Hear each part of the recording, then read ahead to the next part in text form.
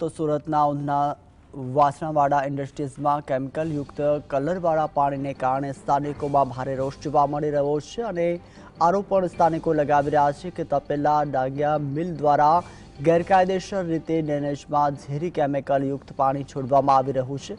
આ પ્રદૂષિત પાણી નવી નખાઈ રહેલી ડ્રેનેજ લાઇનોમાં પણ ભરાઈ જતા હાલ કામગીરી ઠપ કરી દેવાઈ, જેને લઈને સ્થાનિકોમાં પણ વિરોધ જોવા મળી રહ્યો છે। સ્થાનિક લોકોનું કહેવું છે કે રસ્તાઓ પર કલરવાળું પાણી ફરી વળતા અવરજવરમાં ભારે હાલાકી ભોગવવી પડી રહી છે। આટલી ગંભીર સ્થિતિ હોવા છતાંય જીપીસીબી અને મહાનગરપાલિકાનું તંત્ર ઘોર નિંદામાં હોય તેવું લાગી રહ્યું છે। રહેવાસીઓએ પણ તાત્કાલિક ધોરણે આ ગેરકાયદેસર ડાઇંગ મિલો સામે કડક કાર્યવાહી કરે તેવી સ્થાનિકો પણ માંગ કરી રહ્યા છે।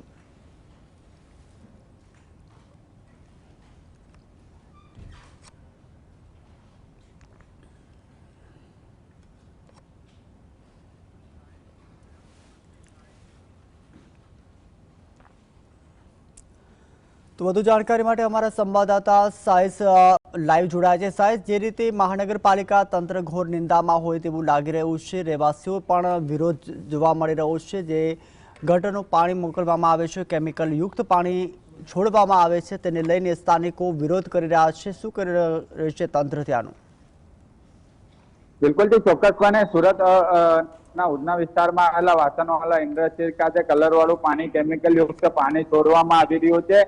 તે કેમિકલયુક્ત પાણી ડાઇંગ મિલના દ્વારા છોડવામાં આવી રહ્યું છે। કેટલીક ગેરકાયદેસર ડાઇંગ મિલ દ્વારા ડ્રેનેજની અંદર પાણી છોડવામાં આવી રહ્યું છે અને તે પાણીના કારણે લોકોને ખૂબ જ હાલાકીનો સામનો જે છે તે કરવાનો વારો આવી રહ્યો છે। સ્થાનિક લોકો દ્વારા અનેક વખત સુરત મહાનગરપાલિકામાં રજૂઆત કરવામાં આવી છે। બીજી તરફ ભાજપના કોર્પોરેટર સોમનાથ મરાઠે દ્વારા પણ જીએસટીવી સાથે વાતચીત કરી ત્યારે તેમને પણ જણાવ્યું છે કે જીપીસીપીને જ્યારે જાણ કરવામાં આવતી હોય ત્યારે જીપીસીપી પાલિકા પર દોડી દેતું હોય છે અને પાલિકાને જાણ કરવામાં આવતી હોય તો જીપીસીપીનું નામ સામે આવતું હોય છે। એટલે એકબીજાના મેળા પીપળામાં જે તપેલા ડાઇંગ મિલો પણ હવે ખુલી ચૂક્યા છે। જે અગાઉ સીલ કરવામાં આવ્યા હતા તે તપેલા ડાઇંગ મિલ ફરીથી ધમધમતા થયા છે અને તેમના દ્વારા ડ્રેનેજ મારફતે કલરયુક્ત કેમિકલ વાળું પાણી છોડવામાં આવી રહ્યું છે। જે વાસણવાળા ઇન્ડસ્ટ્રીયલ આવેલું છે ઉધના વિસ્તારમાં, ત્યાં હજારોની સંખ્યામાં લોકો કામદારો ત્યાં કામ ધંધા કરતા હોય છે, પરંતુ પાણીમાંથી લોકોને પસાર થવાનો વારો આવી રહ્યો છે। રોગચાળો ફાટી નીકળતો હોય તેવા દ્રશ્યો પણ જોવા મળતા હોય છે। ખૂબ જ ઇન્ડસ્ટ્રીયલની અંદર ખોદકામ ચાલી રહ્યું છે। બીજી તરફ કેમિકલયુક્ત પાણી નીકળતા લોકો ત્રાહિમામ પુકારી ઉઠ્યા છે। સ્થાનિક લોકો દ્વારા સ્થાનિક કોર્પોરેટરને રજૂઆત કરવામાં આવી છે કે આનું તાત્કાલિક ધોરણે નિકાલ કરવામાં આવે। બીજી તરફ લખન જે રીતના પાઇપલાઇન નાખવાની કામગીરી ચાલી રહી છે, સુરત મહાનગરપાલિકાના ડ્રેનેજની નવી પાઇપલાઇન નાખવામાં આવી રહી છે, પરંતુ ડ્રેનેજની પાઇપલાઇન નાખતી વખતે પણ કલરવાળું પાણી આવતું હોવાની સમસ્યા જોવા મળી રહી છે અને કલરવાળું પાણી આવતા હોવાના કારણે અત્યારે જે ડ્રેનેજની કામગીરી છે તે પણ બંધ કરી દેવામાં આવી છે। એટલે વિકાસના લક્ષ્ય જે કામગીરી કરવામાં આવી રહી છે ત્યાં પણ કલરયુક્ત પાણી જે છે તે સામે આવી રહ્યું છે અને તેના જ કારણે ખૂબ હાલાકીનો સામનો સ્થાનિક લોકોને કરવાનો વારો આવી રહ્યો છે।